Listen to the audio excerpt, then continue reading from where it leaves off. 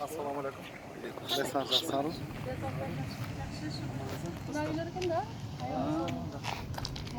Bayık sütüne çota var.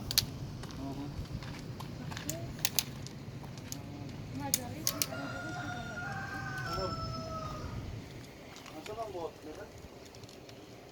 Birinci etajda o havada. İki bölmede bir semiyece yaşayınca kanday.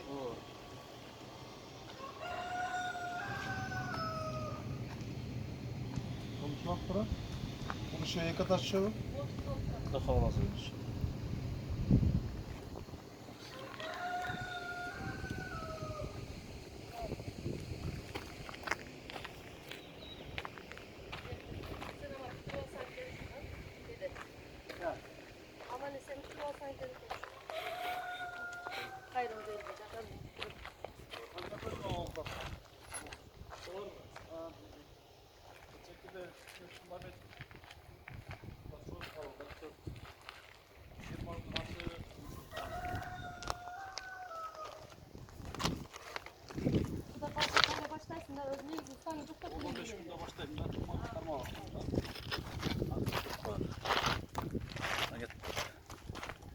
Elçorak amdaydı bu yer.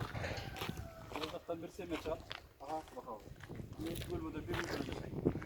İlk bölümde var. Anam bu ek oturup nerede patraşpay. Nerede bölümde? Bölümde. Bir sene bir yaptım çal, bir sene ağaçtan çal. Aha. Natek komutada bir sene de şey. Çok 5 4 bir sene götür. Aha. Çok sınırlı var. Bu da çok formal. Bu da şu.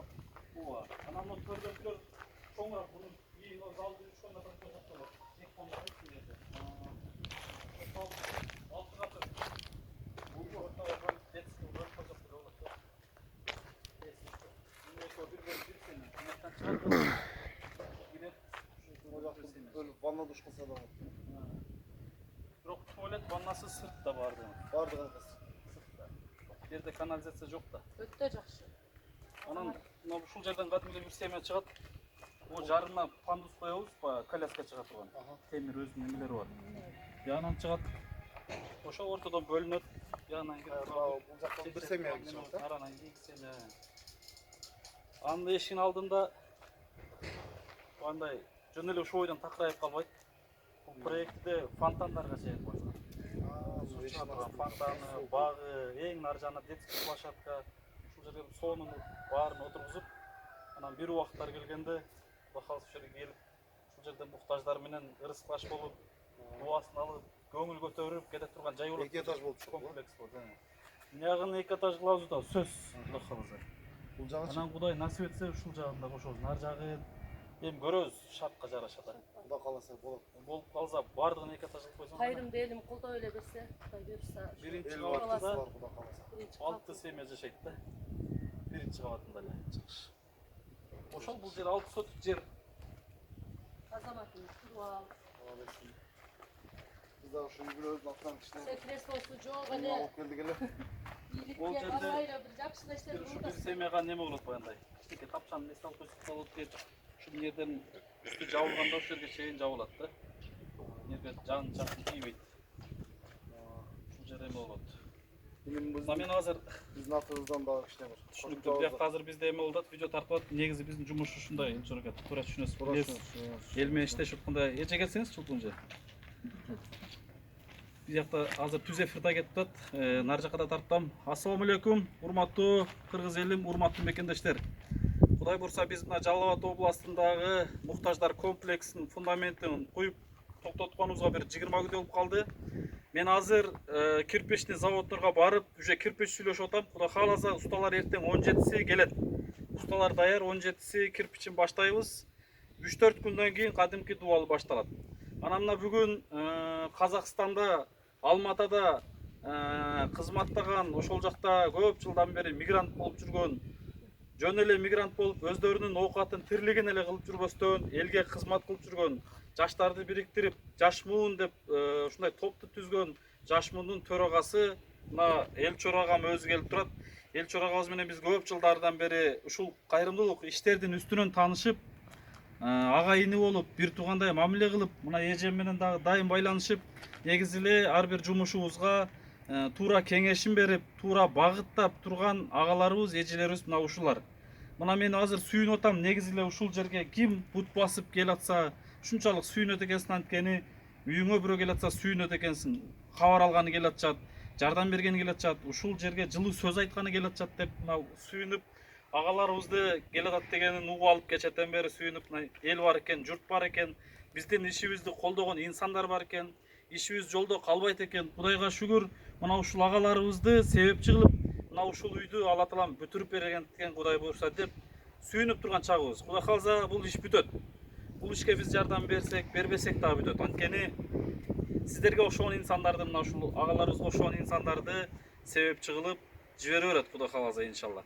Мына азыр эл чорага сизди бүтүн эл көрүп атат.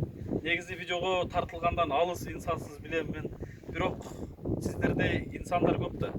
Кудайга шүгүр, 12 мүчөсү бизнесмен агаларыбыз оокат кылып аткан, кыскасын айтканда көптөгөн инсандар көп. Ошолор көрүп үлгү алса экен деп мен дайым тартам да. Биринчиден ошол маселе, экинчиден отчет катары башка адамдар да көрүп отчет алып, бул иш кандай жүрүп атат, кимдердин жардамы менен эмне болуп аткан иш, ошол боюнча бир отчет берип дайым видеого тартып чыгарып турабыз. Сиздердин келип турганыңыздар биз үчүн чоң бакыт. Элибизге бир сонун бир сезимдерин ойгото турган сөздөрдү айтып берсеңиз, мен Казакстанда көптөгөн кылып аткан кызматтарыңыздардан Алла ыраазы болсун. Кабарыбыз бар, канчалаган элге кызмат кылып атасыздар. Кудай буюрса, бул кызматтардын үзүрүн акыретте көрөбүз иншалла. Иншалла. Алла разы болсын. Кудай кааласа. Бул ишти жанагы Кудайым насип кылган адамдар гана кыла алат экен да. Анан ар бир адамдын убактысы боло бербейт. Мисалы, кыйын, күчтүү адамдар бар. Аларды эч убакта биз жаман дебейбиз. Кудай кааласа ошондой ага инилерибиздин артынан ушундай жакшы иштер бүтүп атат. Кыргыз элим кайрымдуу эл экен. Кыргыз элим ушул эл менен бирге экен. Эч убакта кыйналган жарандарыбызды жолго таштабаган эл экенбиз. Бардыгыңыздардан ушу кыргызстандык мекендештер, алыс жакында жүргөндөр баарыңыздардан Алла ыраазы болсун. Ушул кылынып аткан нерселердин баардыгы ушу сиздердин артыңыздарда. Сиздер бар экенсиздер. Кыйналган муктаж адамдарыбызга ушундай жакшынакай үйлөрдү куруп, ушундай жакшынакай инилерибиз жүгүрүп мына себепчи болуп атат. Ар бир кадамыңарга Алла ыраазы болсун баскан кадамыңардан. Ушу элибизге кызмат кылып жүрө бергиле инилерим. Ар дайым аман болгула, алтын башыңар аман болсун. Кыргыз элибизден айлансак болот. Кыргыз элибиз кайрымдуу эл, биримдиктүү, ынтымак эл, эч убакта бири-бирин жерге таштаган эл эмес. Кудай кааласа жакшы ишти баштап коюпсаңар, артта сөзсүз жакшылык менен бүтөт. Мындай жакшы иштер бүтүп келген и бүтөт. Кудай буюрса, жакын арада мен ойлойм ушу кыргыз элибизде эч кандай бир муктаждык нерсе калбайт деген жакшы үмүттөбүз. Ушундай көкүрөк каккан баатыр агаларыбыз бар экен, инилерибиз бар экен, элибиз бар экен. Мына ушул жакшы иштер бүтүп атат. Ошого силер себепчи болуп атасыңар, молодец. Ушу Кыргызстандагы кыйналган мекендештердин баардыгын колунан жетелеп үйлүү кылып атасыңар. Бул жерде алып келип үйлөргө киргизип атасыңар. Тапканыңарды берип атасыңар. Ар бир кылган сол амалыңардан Алла ыраазы болгон болсун. Эки дүйнө элибиз аман болсун, тынч болсун.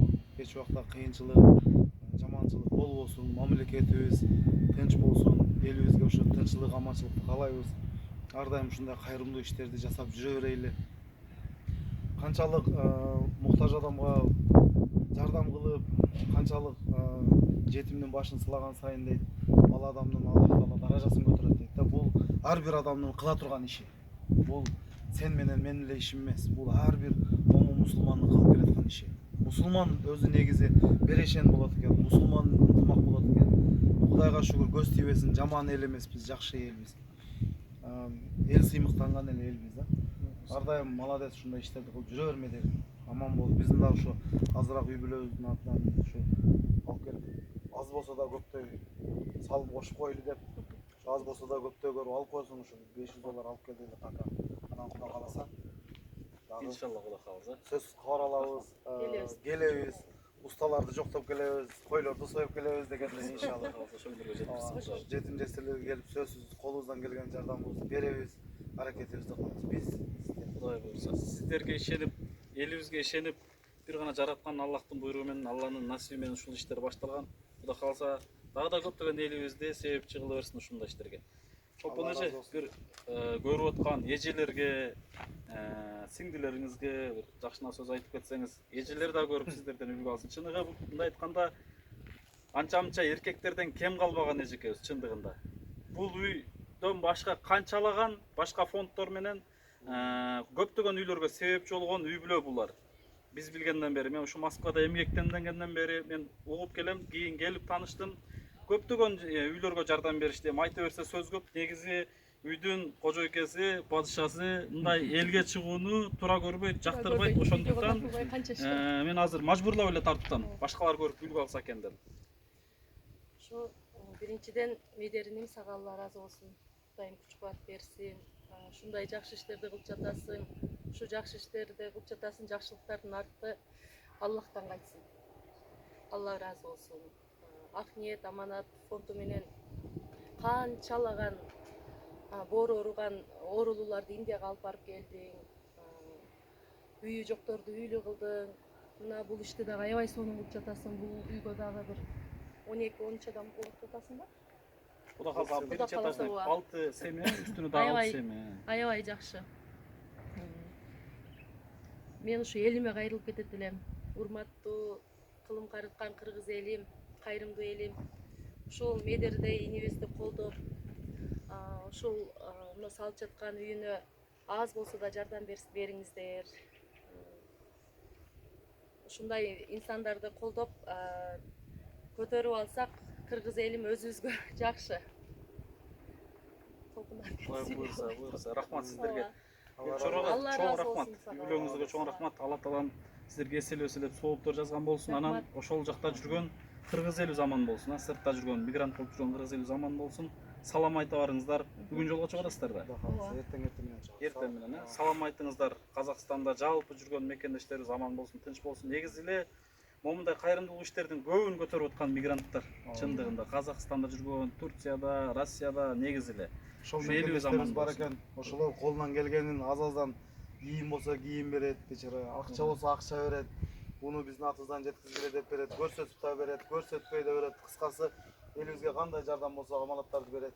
Колубуздан келген жардамыбызды ушу элибизге кылып атабыз. Рахмат.